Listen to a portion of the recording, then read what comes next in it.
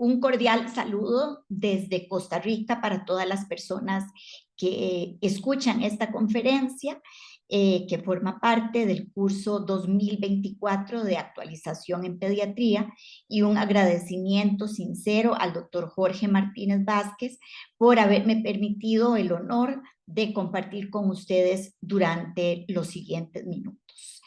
El tema que se me encomendó el día de hoy gira alrededor de cómo ser un pediatra eficiente o una pediatra eficiente. Voy a utilizar el género de manera indistinta a lo largo de toda la conferencia. Y efectivamente, pues aquí queremos abordar diversos aspectos. Primero, para ser un pediatra eficiente se requiere un diagnóstico situacional de la pediatría en el sitio donde vayamos a ejercerlo. En este caso vamos a presentar algunos datos que presentan la globalidad de América Latina.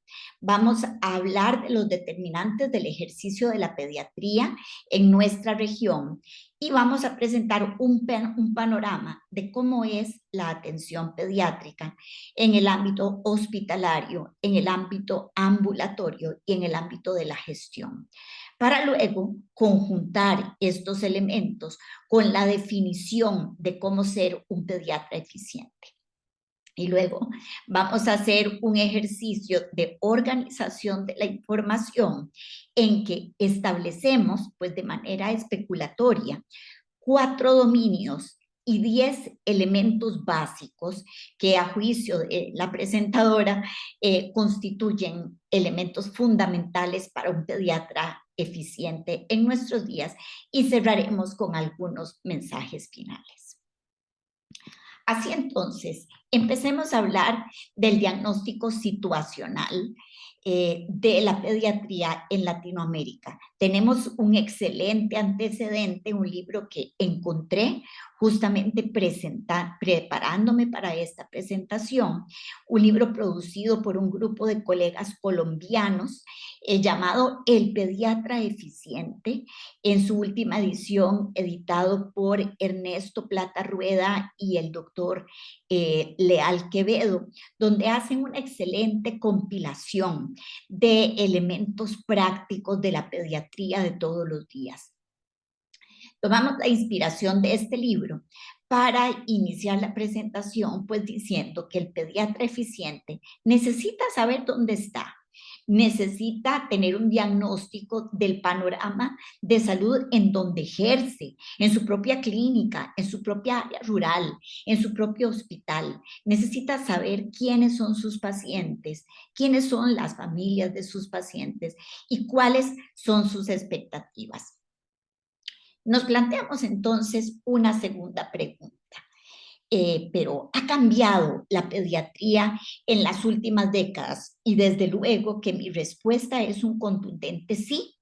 Esta es una foto histórica del hospital donde yo trabajé, en el Hospital Nacional de Niños en San José de Costa Rica, donde tuve el honor de ser la directora general, donde muestra al doctor Carlos Sáenz Herrera, el que está con Gabacha en primera fila, que fue el fundador de nuestro hospital, uno de los pediatras más distinguidos de la pediatría costarricense, rodeado por varios de los colegas de su equipo de trabajo y donde ustedes observan un claro predominio masculino. Bueno, este es uno de los primeros cambios que ha tenido la pediatría. En la actualidad, probablemente hay un predominio femenino ligero, ¿verdad? Hay un predominio femenino ligero, y esta debe ser el comportamiento en la mayoría de los países de nuestra área.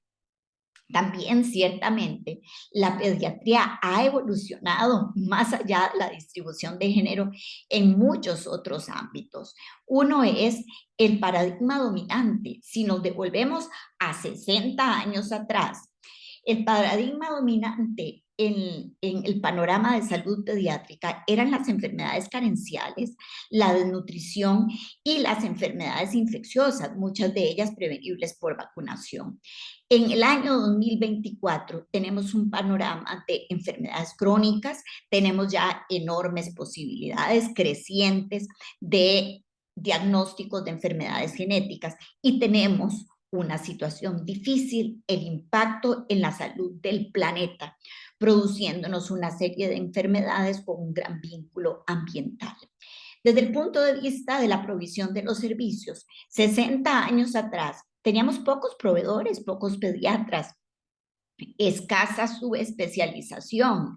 En la actualidad, el número de proveedores se ha incrementado, hay mucho más ofertas en los diferentes países y la subespecialización es cada vez mayor. La población blanco al inicio en América Latina, cuando la pediatría inició, cubría a duras penas los menores de 12 años. La población blanco en el año 2024 ya extiende las alas de la pediatría a la población adolescente e incluso incluye el periodo prenatal. El estilo de práctica ha tenido variaciones fundamentales. En 1964, el estilo de práctica era fundamentalmente basado en la evidencia. Para el año 2024, basado en la experiencia, para el año 2024, tenemos una práctica que por lo menos en un sentido ideal debe ser basada en la evidencia. Sin embargo, ahora también tenemos que admitir que la proliferación de información no del todo fidedigna en los múltiples canales de comunicación existentes a veces alteran el verdadero estudio profundo y la verdadera interpretación de la evidencia para tomar decisiones clínicas. Hace 60 años el acceso a tecnología era bajo, casi podríamos decir que inexistente. En nuestros tiempos, el acceso a tecnología es muy alto y bidireccional en el sentido de que ciertamente el profesional, el pediatra, tiene un alto acceso a tecnología, pero los padres, incluso en muchas situaciones, los pacientes, tienen un gran acceso a tecnología, lo cual no es equivalente a información de calidad. Uno de los principales cambios en estos últimos 60 años ha sido evidentemente el cambio demográfico. 60 años atrás nuestros países tenían altas tasas de natalidad y altas tasas de mortalidad infantil. En la mayoría de los países, mortalidad infantil con tasa superior a 2 dígitos. Los niños morían por causas simples como desnutrición, parasitosis, enfermedades prevenibles por vacunación, y la esperanza de vida para la población total era baja. ¿En dónde estamos en el 2024? Bueno, estamos en un momento donde ya tenemos una ultra baja natalidad, que ni siquiera llega a la tasa de reemplazo. La tasa de mortalidad ha venido descendiendo gradualmente de manera exitosa en los países del área.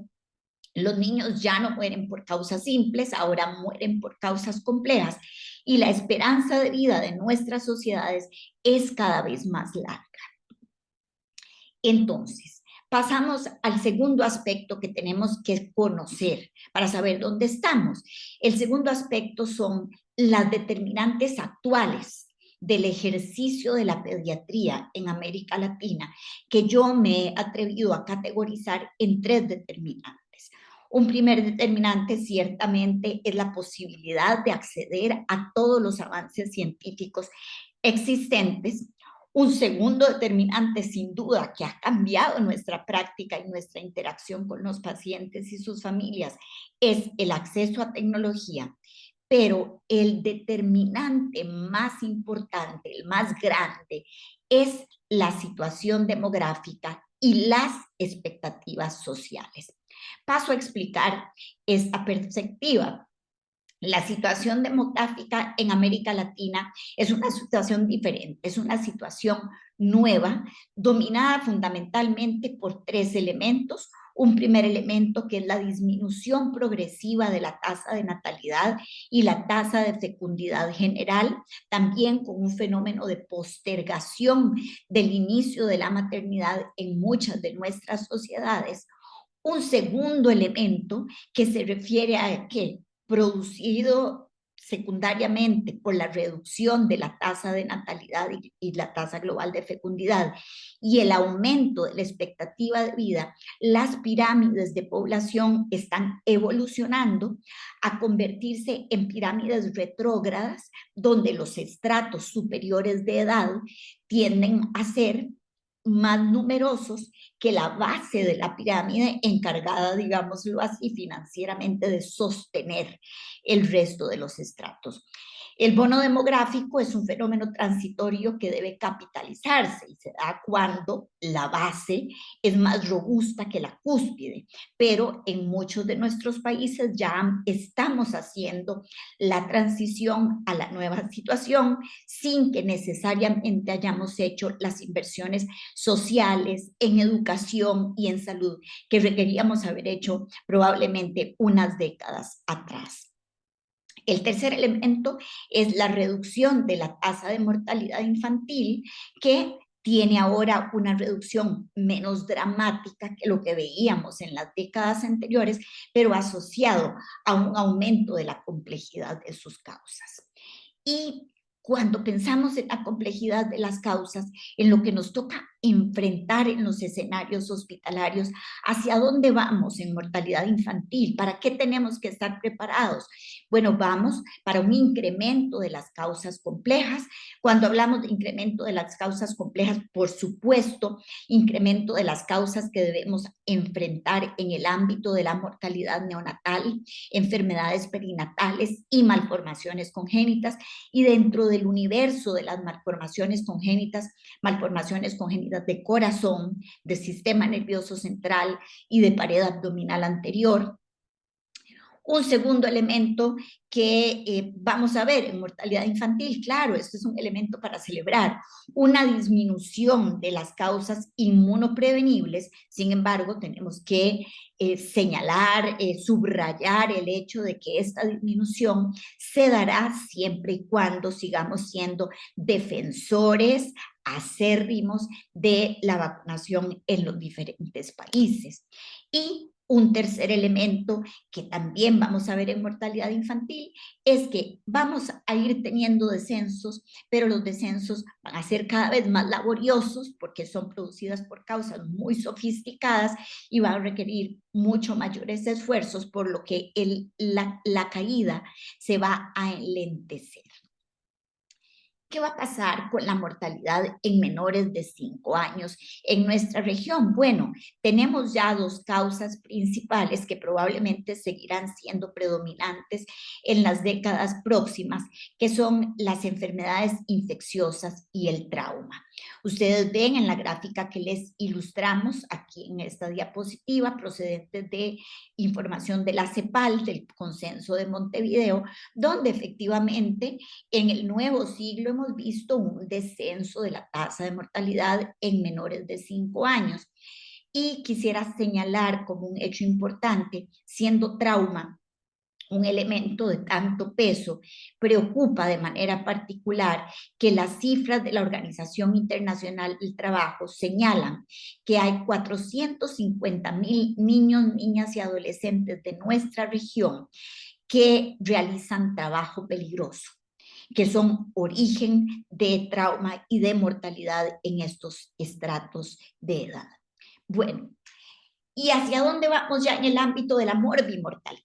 En los menores de 5 años. Bueno, efectivamente los accidentes, aunque no mortales en todos los casos, siguen siendo una causa importantísima de mortalidad en América Latina y el Caribe, fundamentalmente los accidentes de tráfico. El otro aspecto, el rol de la malnutrición en morbimortalidad, y aquí hemos cambiado el espectro. Ya tenemos, prácticamente no tenemos niños desnutridos, pero tenemos niños malnutridos y la mayoría de ellos con la presentación clínica de sobrepeso y obesidad, originados por ambientes obesogénicos y donde el acceso a la comida chatarra resulta ser más barato que el acceso a la comida saludable.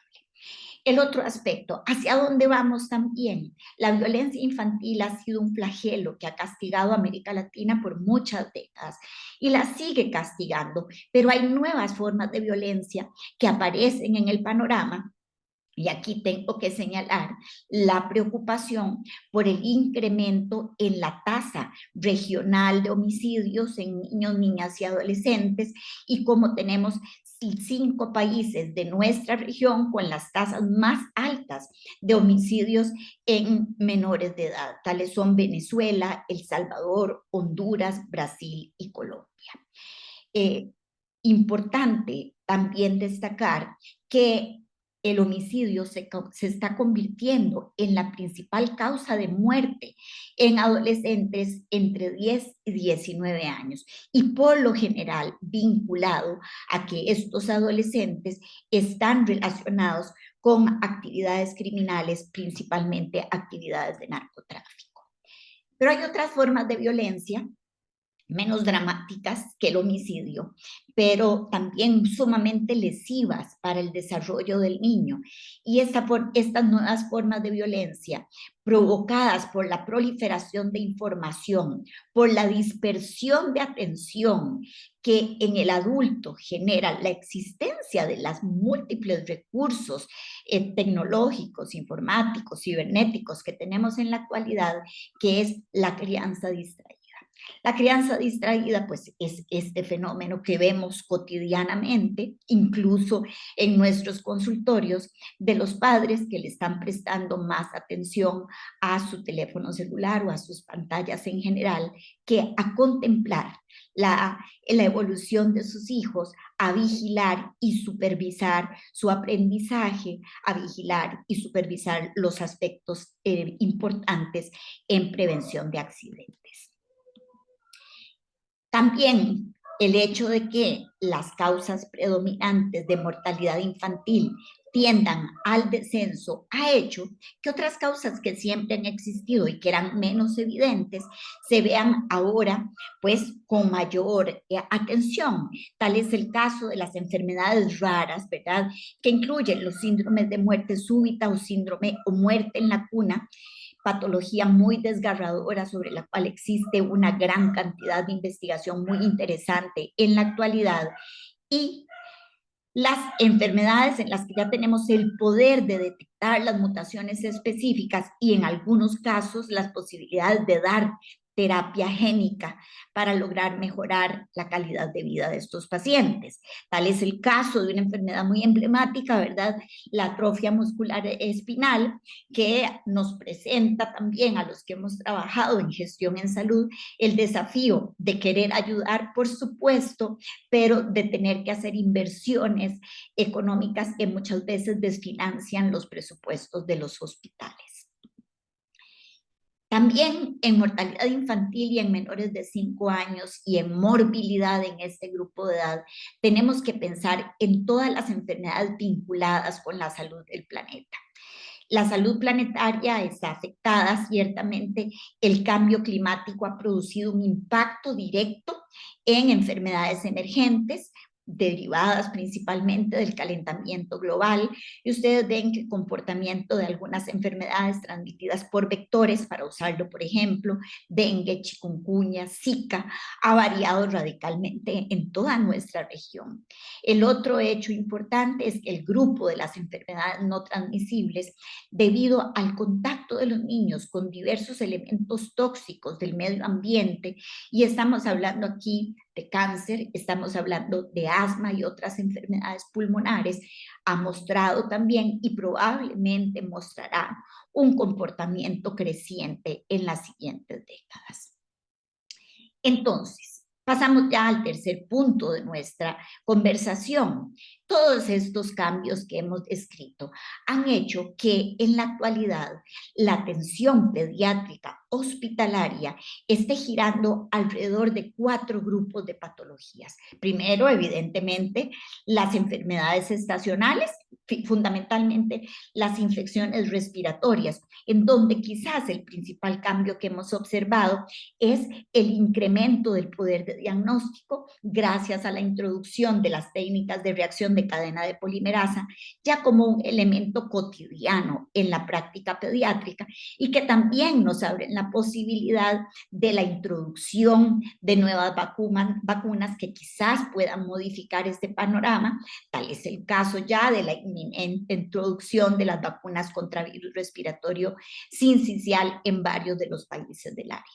Una segunda esfera de cosas, las afecciones perinatales y crónicas complejas, la patología malformativa y los pacientes que están en nuestros hospitales por violencia infantil, entendiendo a la negligencia y a todas las patologías derivadas de la negligencia, las quemaduras, los traumas, las mordeduras de perro, los cuerpos extraños, como manifestaciones de negligencia y de violencia infantil. Y esto dentro de un marco hospitalario que nos muestra las secuelas de la pandemia, una de las principales, el deterioro de la salud mental. Deterioro de la salud mental que se ve e impacta de manera muy importante al personal de salud, pero también a los pacientes y sus familias, cuyo nivel de tolerancia a la adversidad desciende y esto genera conflictos entre personal y padres y pacientes, entre padres y entre el personal en sí mismo. Desde la perspectiva de la gestión y la administración de los hospitales pediátricos, claro que también tenemos un panorama complejo, mucho mayor competencia con otras necesidades y con la sostenibilidad general de los sistemas de salud, mucho mayor necesidad de trabajar en red con todas las regiones de salud de nuestros países. Tenemos ya que abrazar el hecho de que los adolescentes son también parte de la práctica pediátrica hospitalaria. Ciertamente en América del Sur ya este abrazo lo dieron hace mucho tiempo. En las otras regiones del continente todavía tenemos que avanzar en la inclusión de los adolescentes en nuestra práctica y en una modificación de la perspectiva de la práctica en el sentido de que la práctica está centrada en la familia. Porque cuando hay un niño enfermo, la familia completa está enferma. La pediatría ambulatoria nos va a presentar 3 grupos de situaciones. Algunas situaciones clínicas que aumentarán, como la obesidad, los trastornos del apetito, los trastornos del neurodesarrollo y los problemas de salud mental. Enfermedades que persistirán, con algunos cambios en la epidemiología, pero persistirán, como las infecciones respiratorias, la fiebre, las diarreas, el estreñimiento, los problemas de piel y las enfermedades crónicas. Y unas que con esperanza decimos que creemos que van a disminuir si lo seguimos haciendo bien, que son las enfermedades prevenibles por vacunación. Entonces, ya entendiendo en dónde estamos parados, en dónde estamos parados en nuestra sociedad, en dónde estamos parados en el mundo, este es un excelente punto de partida para saber cómo optimizar nuestro quehacer, cómo ser pediatras eficientes. Esta es una publicación que leí también para la presentación de esta conferencia del periódico La Nación de Argentina, que me gustó muchísimo y que habla sobre que la importancia de tener una filosofía y una ética como un compromiso en que las necesidades en salud para las cuales trabajamos excedan las necesidades de nuestro propio ego. Paso a una siguiente pregunta, porque ya vamos a hablar de cómo convertirnos o cómo seguir siendo, o cómo potenciarnos en la labor de ser pediatras eficientes. Y quisiera establecer una primera diferencia. ¿Es lo mismo eficacia que eficiencia? Bueno, pues no. Son conceptos relacionados, pero la eficacia se refiere fundamentalmente a la capacidad de lograr un objetivo o un resultado. Por ejemplo, si tenemos una acción específica y un proceso y cumple su propósito, esto se considera eficaz. Si tenemos un tratamiento médico que logra curar a un paciente, se dice que es eficaz. La eficiencia es un concepto un poquito más complejo porque es una relación entre el resultado obtenido y los recursos utilizados. Una acción es eficiente cuando se logra un buen resultado con la menor cantidad de recursos posibles, y recursos de diferente índole: el tiempo, el dinero, el esfuerzo, etcétera.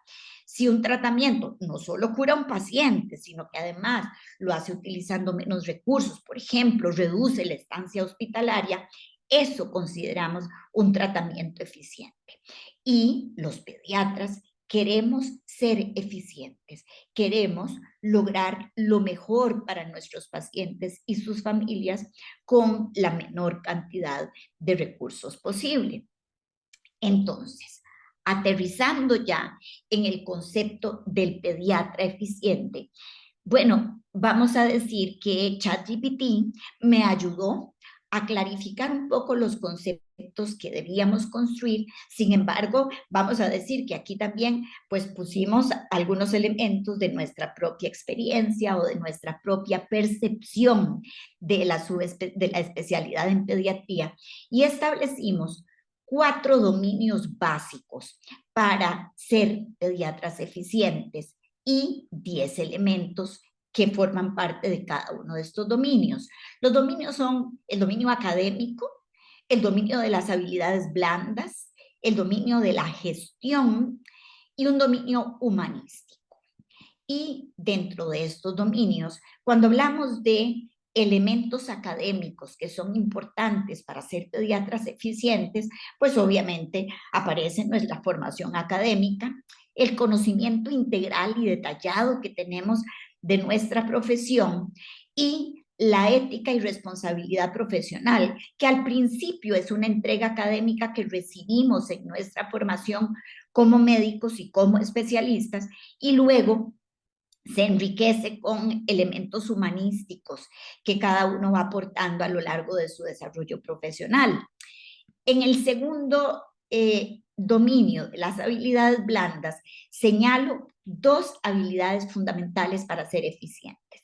La primera, las habilidades de comunicación y la disposición para el trabajo en equipo. Ninguno de los grandes logros médicos de la pediatría los ha obtenido una persona sola, los han obtenido siempre equipos de trabajo, a veces más, a veces menos visibilizados.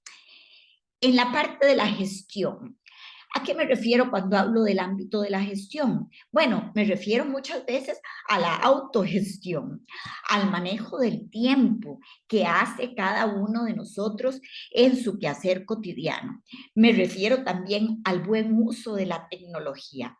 Y me refiero a la autogestión de nuestro bienestar personal, de nuestro autocuidado, para poder servir de una manera adecuada por muchos años y para poder ser también seres humanos felices. El cuarto ámbito es el ámbito humanístico.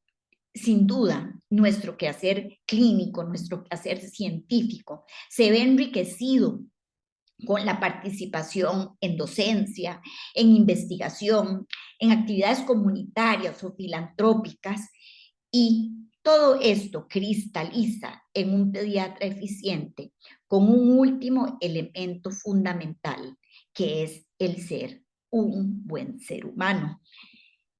Entonces, hagamos un breve recorrido por cada uno de estos elementos y su constitución. El primer elemento del ámbito académico, la formación académica pediátrica, es en la base de la pirámide. Tenemos que para ser un pediatra eficiente, uno debió haber tenido una sólida formación para obtener el grado de médico. Y yo tengo que señalar que la formación de grado es un problema en muchos países de Latinoamérica, por la proliferación de escuelas de medicina, que muchas veces, no siempre, muchas veces carecen de estándares adecuados para el proceso de su selección, de admisibilidad de sus estudiantes y también para proveerlos de la calidad académica requerida. Luego tenemos una residencia en pediatría, que es la segunda etapa de esta pirámide, que debe ser robusta. Es ciertamente la residencia en pediatría un periodo de trascendental importancia, lo voy a desarrollar un poquito a continuación, la cual puede o no puede ser seguida de una subespecialización. La subespecialización es un elemento facultativo que algunas personas pues deciden hacer o por respuesta a las necesidades específicas de los diferentes países. Y otro elemento importante, ¿qué pasa con aquellos pediatras que terminan su residencia en pediatría y nunca más los volvemos a ver en ninguna actividad de educación médica continua? Bueno, son motivo de preocupación. Si somos optimistas, pensamos, bueno, tal vez están haciendo todas sus actividades académicas fuera de nuestro país, o tal vez ahora utilizan recursos en línea que ofrecen muchísimas posibilidades, pero aquí lo que quiero señalar es que para ser un pediatra eficiente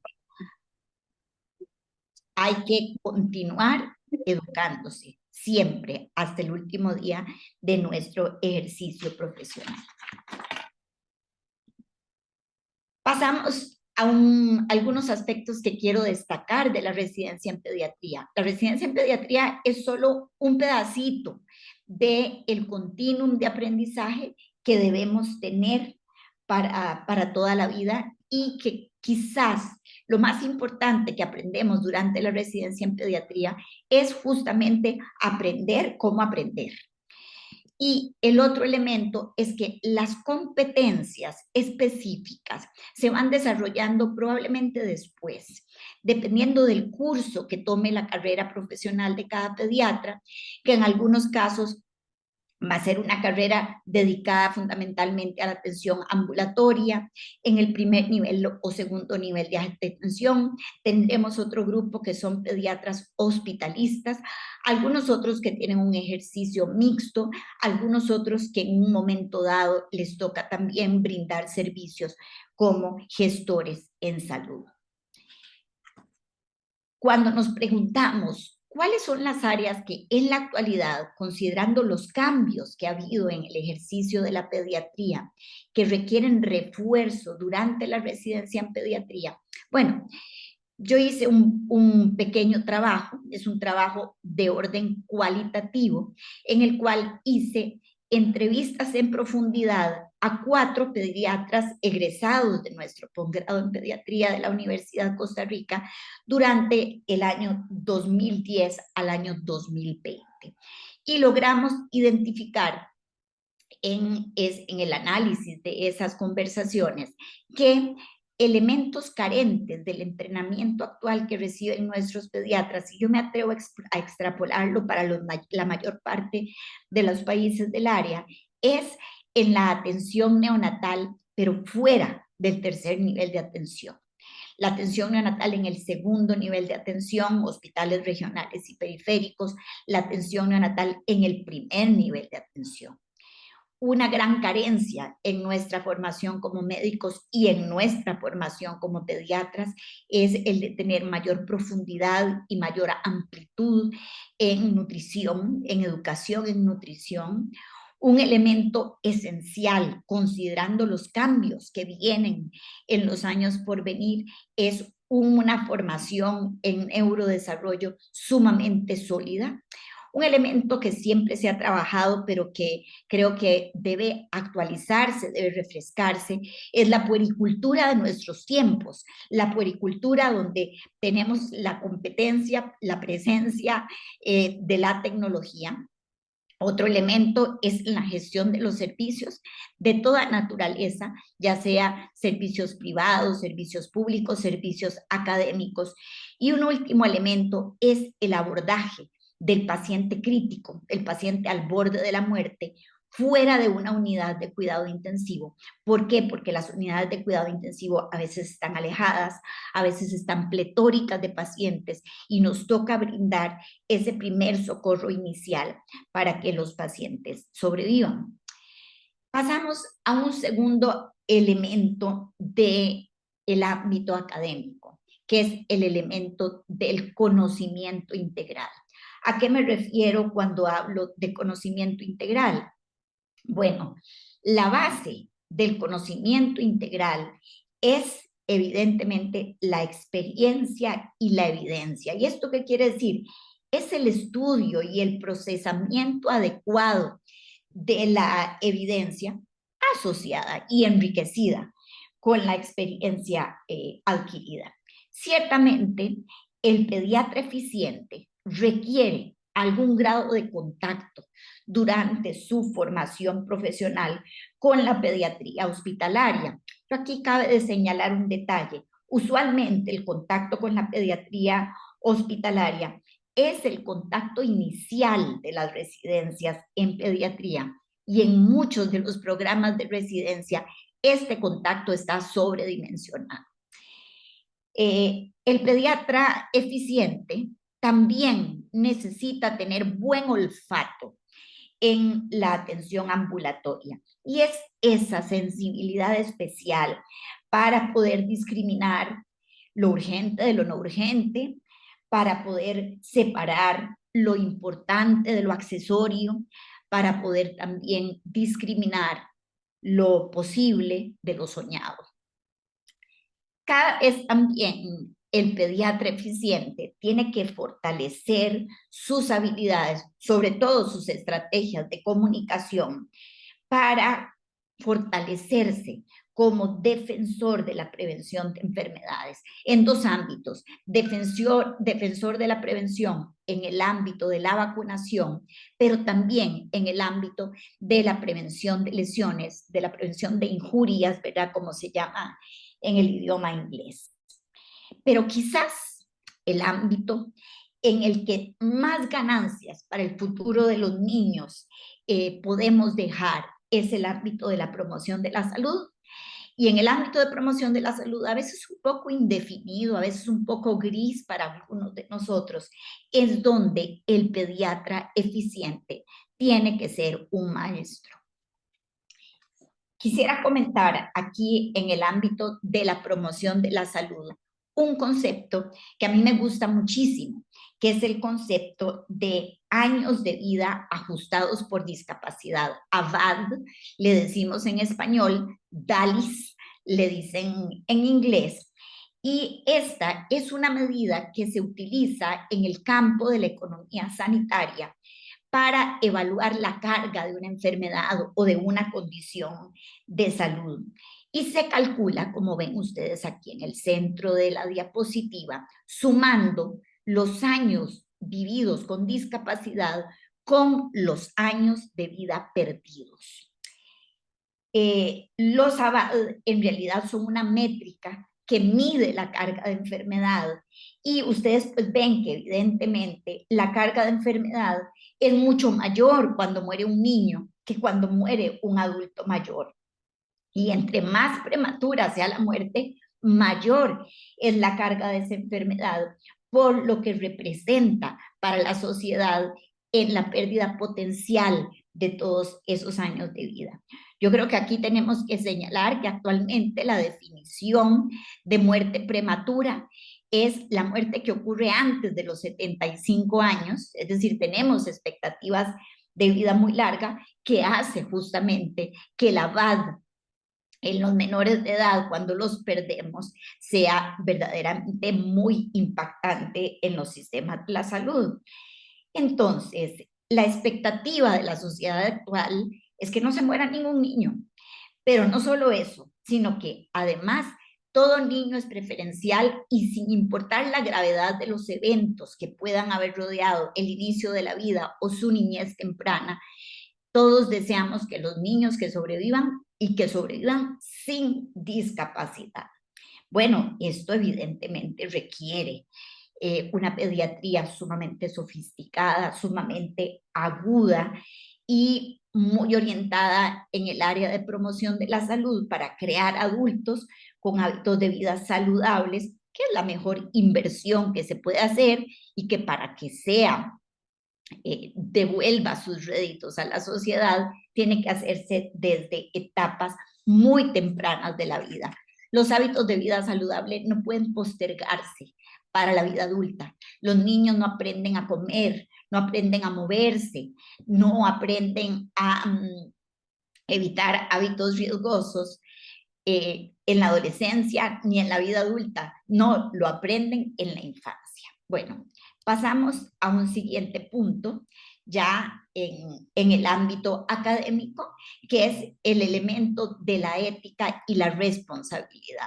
Bueno, pues la ética profesional, pues básicamente es ese compromiso que nosotros concretamos en un juramento de cumplir con los principios éticos de la práctica médica de autonomía, beneficencia y justicia, derivados de la ética en investigación, pero utilizados ahora a la práctica en general. Tratar siempre de hacer el bien, o al menos de no hacer daño, respetar la confidencialidad de los pacientes, el consentimiento informado y las prácticas equitativas. Debo señalar en este aspecto específico mi preocupación por el uso de imágenes de pacientes en elementos promocionales de ciertas prácticas pediátricas, que va justo contra este elemento que estamos discutiendo en este punto y que ya está regulado por ley en muchos de nuestros países. El otro elemento fundamental, bueno, hay que conocer las reglas, hay que conocer cuáles son las leyes y regulaciones de la práctica pediátrica en el sitio donde estamos ejerciendo, y hay que ser culturalmente competentes. Es decir, tenemos que tener una visión amplia del mundo, tenemos que leer, tenemos que instruirnos en cosas diferentes a la medicina para poder proporcionar atención adecuada a todas las personas, respondiendo de una manera empática a sus creencias, a sus prácticas, a las necesidades culturales de las diferentes familias. Pasamos ya al ámbito de las habilidades blandas, y aquí quiero hablar del cuarto elemento. El cuarto elemento son las habilidades de comunicación. Las habilidades de comunicación son tremendamente importantes, y hay algo interesante. Preparando esta conferencia también, haciendo la búsqueda bibliográfica, encontré que hay una gran cantidad, una enorme oferta de cursos de actualización sobre habilidades de comunicación para médicos y personal de salud. Esa es la buena noticia. Pero cuando busqué la presencia de cursos formales de habilidades de comunicación para estudiantes de medicina en sus mallas curriculares, la mayoría de las escuelas de medicina en nuestra región carecen de esta formación tan importante en el grado de medicina. Bueno, una vez señalado eso, tengo que decir que de todos los elementos, disculpas, que de todos los elementos, evidentemente lo más importante es tener conocimiento de lo que vamos a comunicar, conocimiento sólido, profundo, seguro, pero además a la hora de interactuar con nuestros pacientes, ser escuchas activas y mostrar empatía desde el primer contacto visual que tenemos. Hay un elemento que es inherente al ejercicio de la pediatría, que es la paciencia. Tenemos que tener paciencia con el niño en todo momento de la interacción y entender que la pediatría lleva implicado que el paciente no es solo el niño, el paciente son el papá y la mamá, muchas veces hermanos u otros miembros de la familia que participan en el proceso de cuidado de ese niño. Las habilidades de comunicación no son innatas, requieren entrenamiento. En muchos países de Norteamérica, en Canadá y en los Estados Unidos, las escuelas de comunicación colectiva de las universidades dan cursos de servicio a la escuela de medicina para robustecer la formación de los estudiantes en esta área. Pasamos entonces a un quinto elemento del ámbito de las habilidades blandas, que es la disposición para trabajar en equipo. Y aquí les puse esta foto gloriosísima, ¿verdad? Para todos los que somos admiradores de Messi y de la selección de Argentina. Bueno, ¿ustedes creen que Messi, si no hubiera estado rodeado por todos estos seleccionados, hubiera logrado obtener por sí solo el Campeonato Mundial de Fútbol? Pues no, evidentemente la respuesta es no. Estas grandes metas, estas grandes conquistas requieren del trabajo en equipo y requieren de una forma de trabajo en equipo que va más allá de la colaboración solo con los compañeros futbolistas con los que vamos a jugar el juego. Evoluciona a una siguiente forma de colaboración, que es la colaboración interdisciplinaria. Esta selección de Argentina obtuvo el Campeonato Mundial de Fútbol porque además de eso tuvo una colaboración interdisciplinaria con psicólogos, nutricionistas, fisioterapistas, médicos también, y esta interdisciplinariedad es también justamente un contributor muy importante para su éxito. El otro, los equipos de fútbol, igual que cuando manejamos en equipo a un paciente complicado, se nutren del involucramiento de las familias, del involucramiento de la escuela, de la barra, del involucramiento de la comunidad. Y tenemos que señalar también que en estos equipos de trabajo son fundamentales aquellos personajes que no son muchos, pero tienen un impacto muy grande, que son fomentadores del ambiente de trabajo positivo. Son aquellos que logran que todos el resto de los miembros del equipo nos sintamos felices de estar ahí y de colaborar y de compartir los logros. Bueno, pasamos ya al ámbito de la gestión y hablamos aquí de un sexto elemento. El sexto elemento es el manejo del tiempo. ¿Cómo nos cuesta a los pediatras el manejo del tiempo? ¿Y cuáles son las recomendaciones al respecto? Bueno, esencialmente ser muy realistas y saber cuánto duramos nosotros en la valoración de un paciente nuevo, en la valoración de un paciente subsecuente, haciendo una interconsulta, haciendo un procedimiento y gestionar el tiempo sobre una perspectiva real, no sobre nuestra perspectiva ideal o imaginaria. Otro elemento importante, respetar la puntualidad. Y el respeto a la puntualidad es bidireccional. El paciente, por supuesto, debe respetar a la hora que está citado, porque el médico tiene una agenda de actividades que le llena todo el día. Pero el médico también tiene que respetar el valor del tiempo del paciente, que vale igual que el suyo. Y el tiempo en la sala de espera del paciente, rodeado de angustia, rodeado de preguntas, rodeado de otras personas en situaciones difíciles, es sumamente alto, de manera que ambas direcciones tienen que ser respetadas.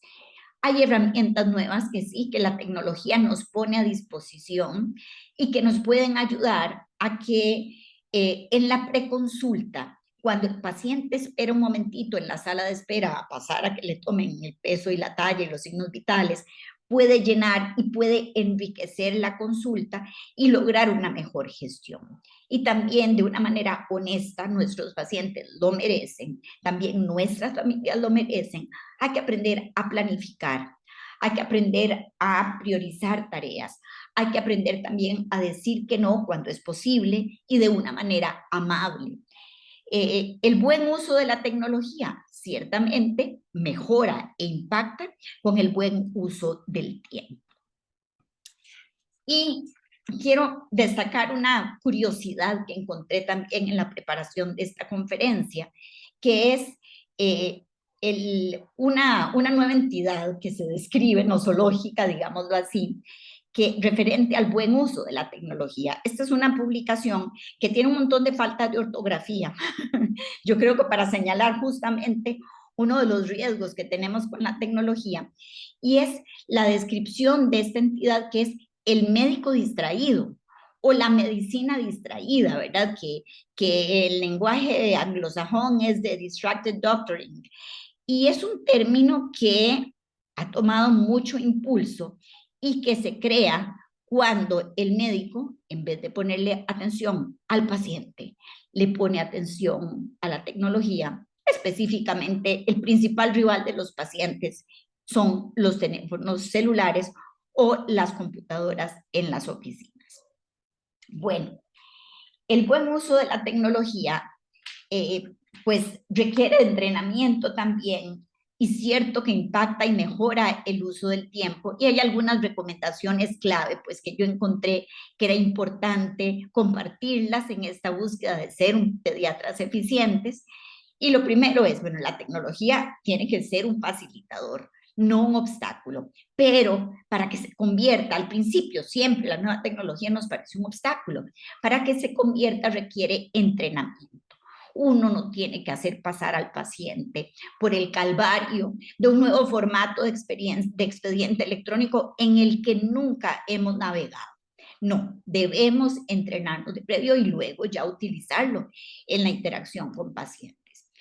Recuerden que hay que evitar el uso de la tecnología como distractor. Eso es falta de respeto para nuestros pacientes, también es falta de respeto para nuestros colegas cuando lo hacemos en una reunión de carácter clínico. Las redes sociales existen y a la mayoría de la gente le parecen fabulosas. Bueno, pues entonces la recomendación aquí es que las redes sociales deben manejarse con prudencia, deben manejarse con sabiduría. Ustedes tienen que ser conscientes que las redes sociales son una autopista de información sin filtros, donde muchas veces muchas personas ofenden y se escudan en el anonimato o divulgan noticias falsas por adquirir un rato de protagonismo. La telemedicina es una herramienta valiosísima que no podía dejar de mencionar, porque la telemedicina, bien organizada, facilita el seguimiento de los pacientes, reduce costos tanto para los pacientes como para los sistemas de atención, y además reduce tiempo. La mayoría de los hospitales y centros de atención en países desarrollados ofrecen ahora opciones de telemedicina para sus pacientes. E inteligencia artificial, bueno, la inteligencia artificial está aquí, ya llegó desde hace rato, ¿verdad? Entonces, la recomendación es no le tengamos miedo a la inteligencia artificial, tenemos que aprender a utilizarla inteligentemente para nuestras labores, aprender cuáles son sus posibilidades y limitaciones, porque sigue teniendo múltiples limitaciones. Aquí la primera recomendación concreta, úsenla, porque se va adquiriendo experticia, pero úsenla con prudencia, con sentido común y sobre todo desarrollen su habilidad para preguntarle y así obtener las respuestas con una mayor precisión.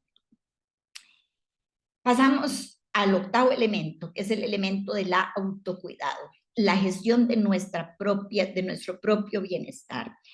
Esta es una diapositiva muy rica, muy llena de cosas, pero donde básicamente lo que les quiero decir es que el síndrome de burnout o síndrome de desgaste profesional, que ha ascendido a dimensiones estratosféricas después de la pandemia, afecta tanto a los médicos como al cuidado de los pacientes, como a los costos en un sistema de salud. En los médicos, ¿qué produce el síndrome de burnout? Rupturas de relaciones familiares o de relaciones de amistad, accidentes y lesiones, accidentes de tránsito y otro tipo de lesiones, trastornos psiquiátricos como depresión y ansiedad, abuso de sustancias que nosotros hemos testificado en nuestros centros hospitalarios, y el desenlace pues más lamentable, suicidio de profesionales por la no atención de estos signos de alarma. A los pacientes, el profesional quemado, la pediatra quemada o el pediatra quemado aumentan el error médico, disminuye la calidad de cuidado. El paciente se siente satisfecho, reduce la empatía y el altruismo y puede llevar incluso a casos de mala conducta profesional. Y en el sistema de salud hay ausentismo, hay éxodo, hay migración, hay renuncias, hay disminución de la eficiencia y la productividad, y obviamente hay un aumento de costos para mantener el sistema de salud operando. En este panorama tan complejo, tuve la suerte hace unas pocas semanas de escuchar en el Congreso Médico Nacional acá en Costa Rica a la doctora Ashwini Nadkarni, que es una psiquiatra de la Escuela de Medicina de Harvard, que se dedica a la investigación y a la acción para el manejo y la prevención del burnout, del síndrome de desgaste profesional. Y pues, de muchísima información que recibimos de ella de manera muy generosa, estas herramientas para tratar de mejorar o mitigar el síndrome de desgaste profesional, como alinear los valores, decir, bueno, ¿cuál es el propósito? ¿Por qué yo soy pediatra? ¿Por qué trabajo aquí? Poner límites, y esto quiere decir trabajar con eficiencia, usar algunos de estos elementos que ya hablamos. No encontré una traducción adecuada al español, y se llama así, ¿verdad? El mindfulness, que es toda esta tendencia que promueve fundamentalmente el concentrarnos en el momento presente, más que estar rumiando el pasado o angustiándonos por el futuro, ¿verdad? El autoobservarse uno mismo sin juzgarse, para poder responder a las diferentes situaciones de manera consciente, ha resultado ser una gran herramienta para la salud mental y para la prevención del síndrome de desgaste profesional. Practicar todos los días la gratitud con las personas que comparten nuestros hogares, con quienes colaboramos en el trabajo, y evitar la supresión, es decir, no mostrarnos aplanados, no tener miedo de mostrar nuestros sentimientos auténticos, modulados de una manera adecuada. Esto es un elemento también fundamental para el bienestar de los médicos, para el bienestar de los pediatras y para ser pediatras eficientes. Paso al noveno elemento en el ámbito humanístico, que es la participación en docencia, en investigación y filantropía. Y aquí les quiero decir, construí esta diapositiva con estos tres vehículos, porque esta es la docencia, esta es la investigación, esta es la filantropía o actividad comunal, que son vehículos que no por un camino recto, sino por un camino a veces torcido, nos conducen a la innovación. Y la innovación bien manejada puede evolucionar las prácticas médicas, puede dar grandes beneficios a nuestros pacientes, pero requiere que las personas que conducen estos vehículos hacia la innovación sean personas con capacidad de adaptarse, sean personas flexibles, sean personas dispuestas a evolucionar. Paso ya al décimo punto, que es, yo diría que el requisito esencial para ser un pediatra eficiente, y es ser un buen ser humano. Aquí pues le rindo reconocimiento a Howard Gardner, que ya hace 3 décadas, ¿verdad?, nos trajo la teoría de las inteligencias múltiples, y donde señalaba cómo de todas las cualidades, habilidades y talentos que tenemos, la más importante es ser una buena persona, porque las malas personas nunca llegan a ser buenos profesionales. Tengo que decirles que él, lo cito textualmente, él decía, no alcanzas la excelencia si no vas más allá de satisfacer tu ego, tu ambición, tu avaricia, si no te comprometes, por tanto, con los objetivos que van más allá de tus necesidades para exigir a los otros. Y eso exige ética. Los mejores profesionales son siempre los profesionales S, lo define el mismo Howard Gardner, y un profesional S es el profesional que es excelente, comprometido y ético. Bueno, pues si nosotros tuviéramos que cerrar ya esta conversación, ya lo vamos a hacer, y teníamos que poner en nuestras oficinas de recursos humanos un aviso en que buscamos al pediatra eficiente 2024, pues este pediatra eficiente tiene que tener algunos requisitos indispensables: una robusta estructura ética y humanística, obviamente una sólida formación tanto como médico general como especialista, conocimientos, habilidades y destrezas para abordar diferentes situaciones clínicas, ojalá que sea apto para la práctica ambulatoria u hospitalaria. Indispensablemente debe saber trabajar en equipo, debe saber comunicarse adecuadamente, no solo con sus pacientes, sino también con sus pares y con otros elementos de la sociedad. Debe tener afinidad por la docencia y la investigación y sobre todo debe estar dispuesto a aprender por toda la vida. Un requisito deseable, que lo pongo a manera de chiste, pero es el dominio completo de al menos 2 idiomas, pero incluyendo el castellano, porque un problema de las sociedades modernas es que no sabemos leer, no sabemos escribir, y la comunicación escrita es sumamente importante en la práctica médica. Termino diciéndoles 4 mensajes finales. El pediatra eficiente necesita conocer la realidad en que ejerce, y el principal determinante de la pediatría de hoy es, como lo señalé, la situación demográfica. Segundo elemento, la pediatría actual evoluciona a una práctica de mayor complejidad en todos los ámbitos: hospitalario, de gestión de los servicios, ambulatorio y de manejo de la comunicación. Un tercer mensaje, el pediatra eficiente se construye alrededor de estos 4 ámbitos que señalamos: el académico, el de las habilidades blandas, el de la gestión del tiempo, de la tecnología y del autocuidado, y el ámbito humanístico, sin lugar a dudas. Y el cuarto mensaje es que, pues, el pediatra eficiente debe ser no solo un experto en medicina infanto-juvenil, tiene que ser un comunicador efectivo, tiene que ser un aprendiz continuo, tiene que ser un adaptador flexible y un defensor de la salud integral del niño, de la familia, pero también de su propia salud. Termino esta presentación pues dándoles las gracias por su atención, esperando de corazón que este aporte les sea de alguna utilidad. Con esta bellísima pintura de finales del siglo XIX, que está colgada en un museo en Londres, nunca he tenido la oportunidad de verla, pero me gustaría, me parece muy conmovedora, el pediatra viendo a la niña muy enferma, en condiciones muy precarias, sin ningún acceso a tecnología y a las facilidades y maravillas y al equipo de salud con que gozamos en la actualidad. Ciertamente vivimos tiempos mejores. Muchas gracias.